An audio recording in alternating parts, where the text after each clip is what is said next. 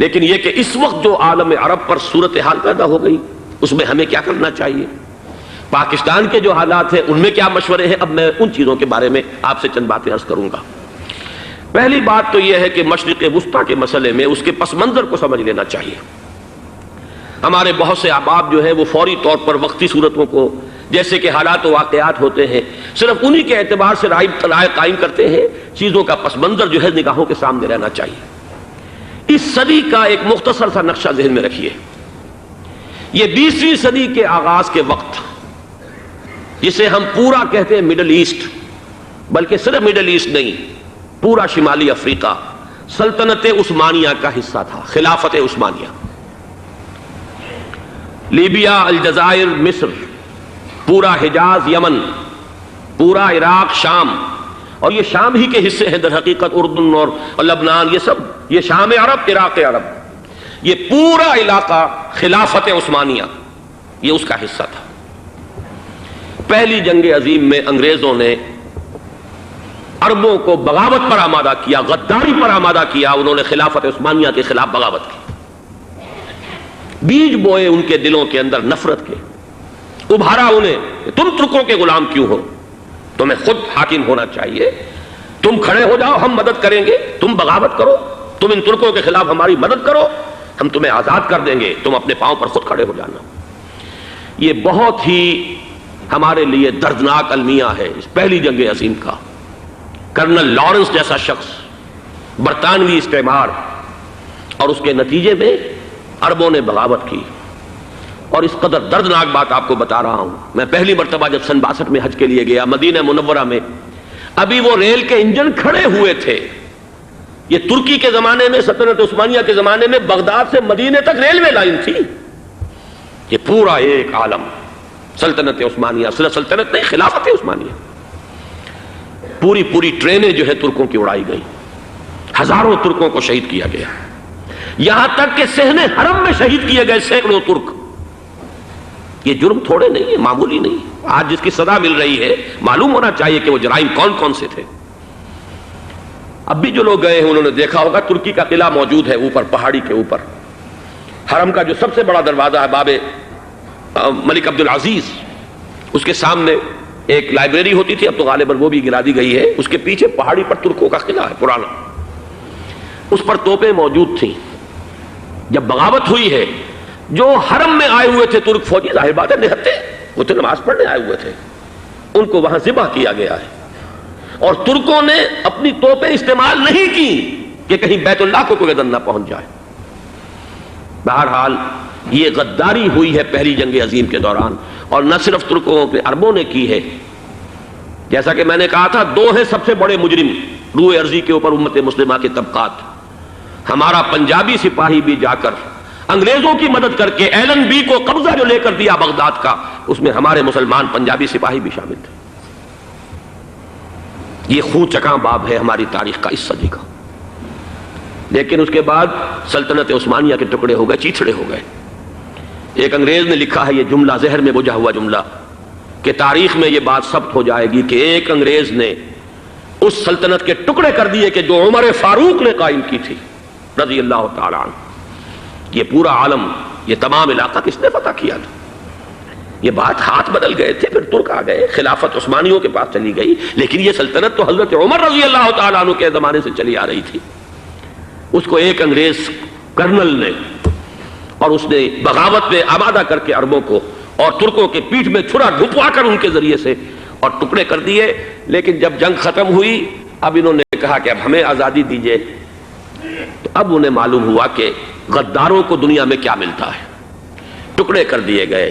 یہ حصہ عراق یہ انگریز کے پاس رہے گا، شام کا یہ علاقہ یہ فرانسیسیوں کے پاس رہے گا، مصر پر انگریزوں کا تسلط رہے گا،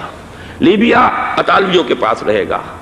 لے دے کر یہ جو علاقہ تھا حجاز، چونکہ وہاں کچھ تھا ہی نہیں، بوادن غیر ذی زرع، یہ عربوں کے پاس چھوڑ دیا گیا۔ اس وقت جو بادشاہ ہیں شاہ حسین اردن کے، ان کے دادا سب سے بڑے غدار وہی تھے، لہذا ان کو اس علاقے کی بادشاہت دے دی گئی۔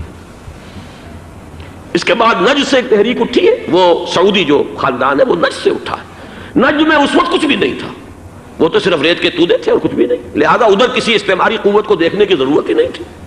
وہ تو بعد میں تیل برآمد ہوا اور اس کی حیثیت ہو گئی، اور یہ امارات کا علاقہ جو ہے اس کی دنیا میں اب گویا کہ یوں سمجھیے کہ جو سب سے زیادہ اہم علاقے ہو سکتے ہیں روئے ارضی کے نقشے پر، ان میں سے ایک وہ ہو گیا، لیکن یہ اس وقت کی بات میں کر رہا ہوں، کوئی حیثیت نہیں تھی، لہذا اس کو چھوڑ دیا گیا۔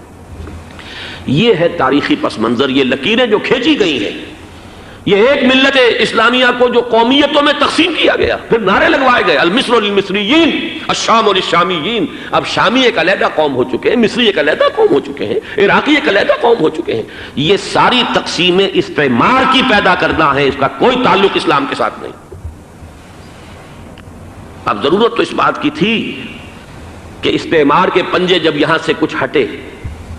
دوسری جنگ عظیم کے بعد ایک دور آیا، امریکہ ابھرا ہے دنیا کی عالمی سطح پر سیاست میں،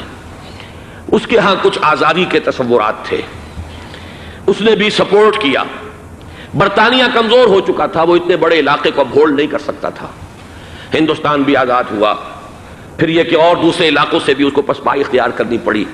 استعمار کے پنجے جس طرح بھی ہوئے، ان کے سینوں سے، عربوں کے سینوں سے جو ہے گویا کہ وہ ہٹے، لیکن امریکہ نے ایک اپنی بہت بڑی حکمت عملی جو اختیار کی، عالم عرب کے سینے میں اسرائیل کا خنجر پیوست کر دیا، تاکہ یہ کبھی آزاد نہ ہو جائیں، ہمارے انگوٹھے تلے رہے، ہماری پالیسی گورن کرے۔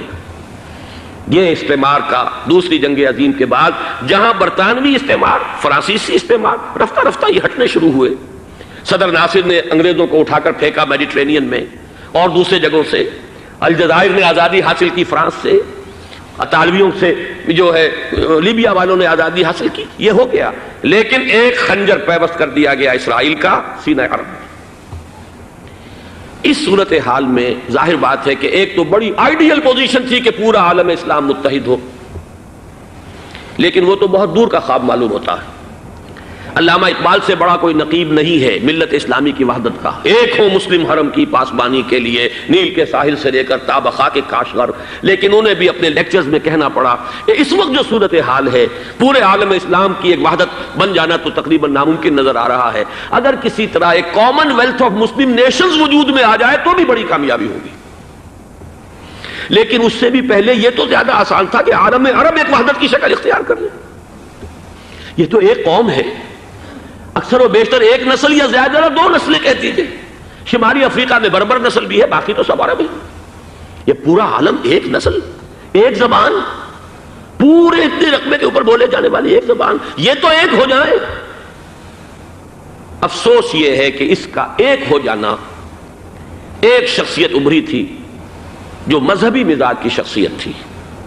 جو دینی مزاج کی حامل شخصیت تھی، اگر اس کی قیادت میں عالم عرب متحد ہو جاتا تو واقعتاً ایک بہت بڑا جو ہے مرحلہ وہ طے ہو جاتا پوری عالمی ملت اسلامیہ کی ایک وحدت اختیار کرنے کا۔ وہ شخصیت تھی شاہ فیصل شہید کی، اور اس لفظ کے ساتھ ہی آپ کے ذہن میں آ گیا ہوگا کیوں انہیں شہید کر دیا گیا، کس نے کیا کرایا، کہاں سے تعلیم حاصل کر کے آیا تھا وہ جس نے شہید کیا شاہ فیصل شہید کو، اس کی گردن پر کون سوار تھی، وہ یہودی لڑکی کے جس کے فوٹو بھی شائع ہوئے، ایک گردن پر اٹھائے کھڑا ہوا شہزادہ اپنی ایک یہودی دوست کو، لڑکی کو،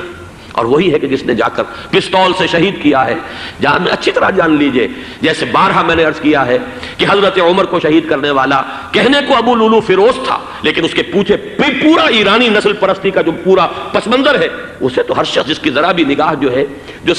جو صرف منظر کو نہ دیکھ رہی ہو، پس منظر کو بھی دیکھنے والی ہو، وہ تو جان لے گی کہ ابو لولو فیروز ایک فرد کا نام نہیں تھا، وہ ایران کا انتقام تھا عالم عرب سے۔ بالکل اسی طریقے سے یہ